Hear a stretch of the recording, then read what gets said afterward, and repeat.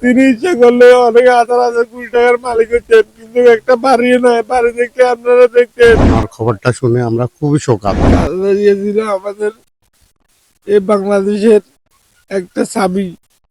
এই চাবি চলে যাওয়ার অনেক ষড়যন্ত্র হয়েছে, দীর্ঘ কয়েক বছর জেল কাটছে। তারপর খালেদা জিয়া দেশ ছাড়ে নাই। তিনি মাটি ও মানুষের নেতা। আমি একজন রাজনীতি কর্মী ছিলাম।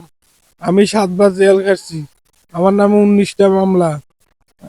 সব মামলা এই অবৈধ সরকার দিয়েছিল। খালেদার মৃত্যু হিসাবে আমরা দুঃখে ব্যথিত। তিনি ছিলেন সৎ সতীর্থ নারী, যা তার জীবনের গল্প সবাই জানে। আমি আর কি বলবো। তিনি ছিলেন একজন অন্যায়ের প্রতিবাদকারী। তিনি 3 বার হয়েছিলেন। তিনি অত্যন্ত সৎ নারী ছিলেন। তিনি ইচ্ছা করলে অনেক হাজার হাজার কোটি টাকার মালিক হচ্ছেন, কিন্তু একটা বাড়িও নয়। বাড়ি দেখতে আপনারা দেখতেন। আমি কি বলবো আর। তার ছেলে তারেক রহমানের উপরে পুরোপুরি অত্যাচারিত হয়েছে। খালেদা জিয়ার মৃত্যুতে আমরা গভীর শোকাত। এতটুকু শোকাতকে কি বলবো, আমরা একবারে হতাশ হয়ে গেছি ওনার মৃত্যুতে।